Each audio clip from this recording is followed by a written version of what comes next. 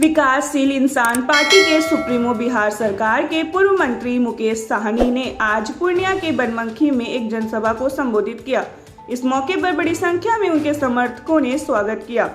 मौके पर पत्रकारों से बात करते हुए मुकेश साहनी ने कहा कि मल्हार जाति को बिहार में शेड्यूल कास्ट का आरक्षण प्राप्त नहीं है, उसे ओबीसी में रखा गया है, जबकि कई दूसरे राज्यों में मल्हार जाति शेड्यूल कास्ट के अंतर्गत आते हैं। एक देश में अलग अलग संविधान कैसे हो सकता है?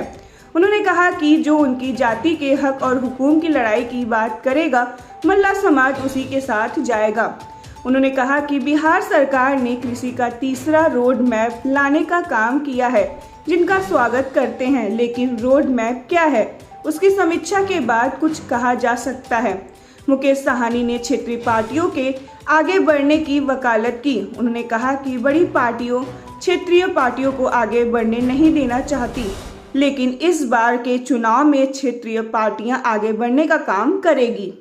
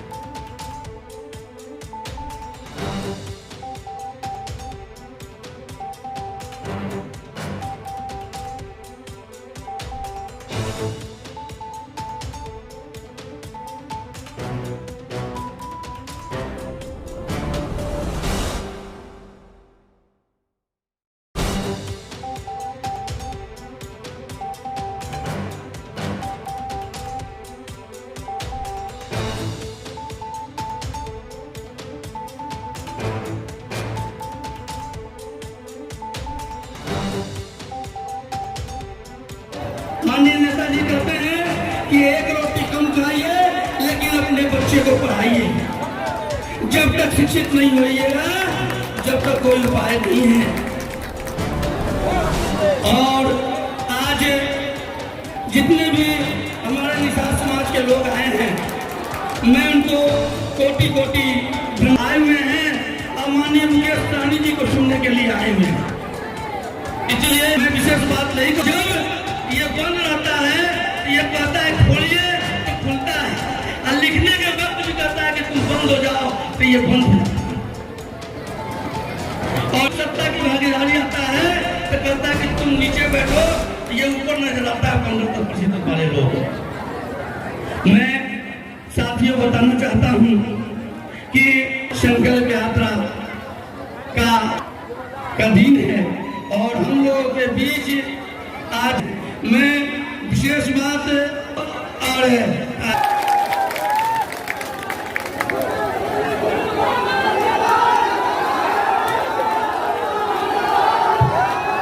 हेलो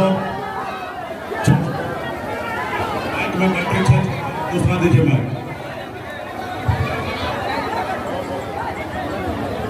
और अपने हाथ में लीजिए। जो भी यहाँ निषाद के माता बहन नौजवान साथी हैं, निषाद का बेटा है, सभी लोग हाथ में लीजिए। कोई चीटिंग मत कीजिए, सब लोग लीजिए हाथ में, सब लोग लीजिए। सब एक दूसरे को देने का काम कीजिए। सब लोग ले लिए और हाथ को ऐसे ऊपर करो ताकि वीडियो कैमरा वाला भाई वीडियो बनाए और वीडियो बना के मोदी जी को भेजेगा। फिर पर रखो, हाथ पे रखिए। मैं बाबा केवल महाराज, भगवान वेद व्यास, प्रभु श्री राम, बाबा अमर सिंह, बाबा काशी, बाबा जयसिंह महाराज, बाबा कारिक महाराज, बाबा कोयला, माता कमला, अमर शाही चुपा सानी, ग्राम पूरन देवी और अपने पूर्वज को साक्षी मानकर हाथ में गंगा जल लेकर संकल्प करता हूँ कि अपने समाज और अपने आने वाला पीढ़ी के लिए हर परिस्थिति में संघर्ष करूंगा और अपनी विकासशील इंसान पार्टी के साथ रहूंगा। पार्टी जो निर्णय लेगी हम उस निर्णय के साथ रहेंगे। हम संकल्प लेते हैं एक रोटी कम खाएंगे लेकिन अपने बच्चे को पढ़ाएंगे लिखाएंगे। हम संकल्प लेते हैं हम एक एक किसान के घर पे जाएंगे, सभी को संकल्प करवाएंगे। चला रहे हैं और वो अपने विवेक बुद्धि से कई सालों से कृषि रोड मैप को चला रहे हैं। चौथा उनका रोड मैप है और निश्चित तौर पे अगर कोई चीज़ अगर प्लान करके अगर काम किया जाए तो उसको सफलता मिलेगा। 1 साल का योजना बनाइए और 5 साल का योजना बनाइए, उसमें फ़र्क बनता है। तो मुख्यमंत्री जी हमेशा 4-5 साल का एक साथ में योजना बनाते कि 5 साल में हमें कितने टाइम पे कितना खर्च करके हम कैसे कृषि में हम बिहार को आगे ले जाए। और मुझे लगता है कि अभी तक उन्होंने जिस तरीके से कृषि रोड मैप बनाए हैं और जो उनका आंकड़ा कह रहा है, जो उनका पेपर कह रहा है, उनके अनुकूल तो मैं मानता हूँ कि सक्सेसफुल है। अब रहा कि उसको समीक्षा करने की आवश्यकता है कि उस समीक्षा में वो कितना सही है, रिपोर्ट जो है वो सही है कि गलत है। लेकिन फिलहाल तो उनका जो कृषि रोड मैप है वो मुझे लगता है कि बहुत ही अच्छा है। और मैं क्योंकि मैं पशु एवं मत्स्य संसाधन विभाग में मंत्री था और ये कृषि रोड मैप के तहत ही हमारा विभाग भी उसमें जुड़ा हुआ था, तो मैं इसको समय समय पर समीक्षा में करता था। तो एक लंबा समय का प्लानिंग जो होता है वो अच्छा होता है हमेशा हर इंसान के लिए। अगर आप अपनी ज़िंदगी में भी अगर लंबा समय का अगर कोई प्लानिंग करते हैं, 10 साल 20 साल के लिए अगर प्लानिंग करते हैं तो निश्चित तौर पे आज आपको थोड़ा तकलीफ होगा लेकिन वो आने वाले समय में अच्छा होगा। जैसे आप LIC बनाते हैं, लेते हैं, 20 साल के बाद रिटायरमेंट का प्लान होता है, 20 साल के बाद आपको कुछ पैसा मिलेगा, घर परिवार में बच्चे को शादी करने के लिए सहूलियत हो जाएगा। तो उसी तरीके से कृषि रोड मैप है, लंबा समय का प्लानिंग है और वो प्लानिंग पिछले 17-18 साल से नीतीश जी कर रहे हैं और मुझे लगता है बहुत ही अच्छा है। और फिर इसलिए चौथा कृषि रोड मैप आया है और मैं उनको शुभकामना देता हूँ। किसी एक पार्टी से अगर जिससे ज़्यादा नज़दीकी आपकी हो, जो सेंट्रल लेवल पे जिसकी तरफ आपका ज़्यादा रुझान है? मेरा कोई ना मेरा दोस्त है ना कोई मेरा दुश्मन है। राजनीति है, सब अपने अपने पार्टी के लिए लड़ाई लड़ते हैं, सब चाहते हैं कि हमारी पार्टी आगे बढ़े। वो उनका अपना सोचेगा, हमारा अपना सोचेगा कि हमारी पार्टी आगे बढ़े।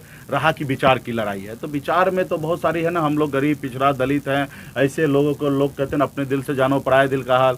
और हम लोग हमेशा छोटे लोग से दोस्ती करना पसंद करते, बड़े लोग से दोस्ती नहीं करना चाहते, क्योंकि बड़े लोग जो होते हैं वो मतलबी होते हैं, वो अपना समय अपना काम निकालने के लिए होता है। तो हम लोग हमेशा चाहेंगे कि हमारा क्षेत्र विकास हो, क्षेत्रीय पार्टी डेवलप हो। जब क्षेत्रीय पार्टी डेवलप होगा तो क्षेत्र का बात होगा। अब दिल्ली में जो लोग भी सरकार चलाएंगे उनसे हम लड़ सकते हैं अपने राज्य के लिए।